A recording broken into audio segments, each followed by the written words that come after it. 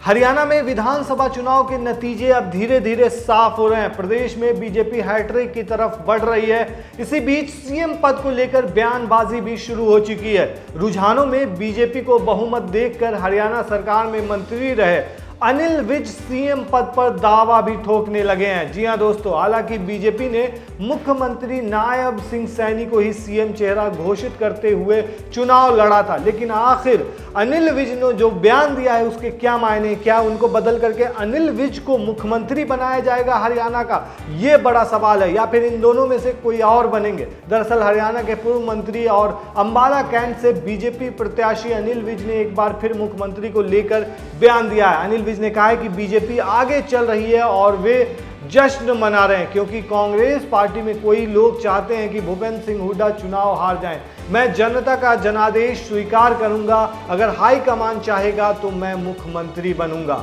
अनिल विज ने यह भी कहा कि हमें यह पता था, इसमें कोई आश्चर्य की बात नहीं है। मैं अब भी कहता हूं कि बीजेपी अपने दम पर हरियाणा में तीसरी बार सरकार बनाएगी। वहीं उन्होंने कांग्रेस के जरिए चुनाव आयोग पर सवाल उठाने पर यह कहा कि कांग्रेस के पास गुस्सा निकालने के अलग अलग तरीके हैं, ये धीरे धीरे बढ़ेगा। तो इसमें सबसे बड़ी बात यह है कि अनिल विज ने भी सीएम पद पर दावा ठोक दिया एक तरीके से। वहीं बीजेपी ने अनिल विज को अंबाला कैंट सीट पर अपना उम्मीदवार बनाया है। अनिल विज पहले निर्दलीय प्रत्याशी चित्रा सरवारा से अपनी सीट से पीछे चल रहे थे, लेकिन अब वो आगे चल रहे हैं और लगभग जीत चुके हैं।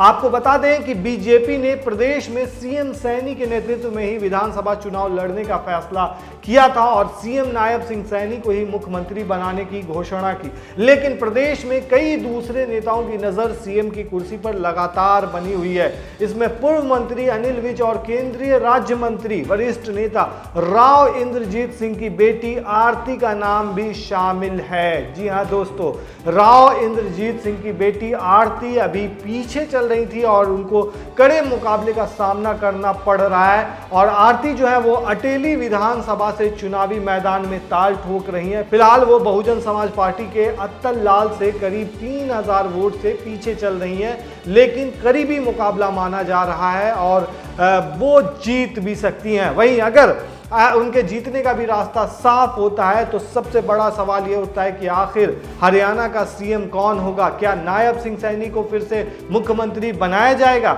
या फिर अनिल विज बनेंगे नए मुख्यमंत्री, या फिर दूसरा कोई चेहरा सामने लाएगी बीजेपी, ये बड़ा सवाल है दोस्तों। और अनिल विज ने जिस तरीके से अपने मुख्यमंत्री पद का दावा ठोक दिया है, तो ऐसे में क्यास लगाए जा रहे हैं कि हो सकता है हरियाणा के अंदर सीएम के चेहरे को बदला जाए। जिस तरीके से खट्टर को एक टाइम में सैनी से बदल दिया गया था, तो ऐसा भी हो सकता है कि बीजेपी नया चेहरा लेकर आए, क्योंकि जो लोकसभा चुनाव है उससे ठीक पहले जो चुनाव हुए थे राजस्थान में, मध्य प्रदेश में और छत्तीसगढ़ में, इन 3 जिलों में बीजेपी ने नए चेहरे को जगह दी थी और सीएम बनाया था। तो ऐसे में ये भी क्यास लगाए जा रहे हैं कि हो सकता है हरियाणा को कोई नया चेहरा मिले और फिर सबको बीजेपी चौंका दे। जिस तरीके से पिछले विधानसभा में बीजेपी ने नए चेहरे को तवज्जो देकर चौंकाया था, वैसे ही चौंका दे। आपको क्या लगता है दोस्तों, नायब सिंह सैनी ही बनेंगे मुख्यमंत्री, या फिर अनिल विज पर दाव लगाएगी बीजेपी, या फिर कोई और चेहरा होगा?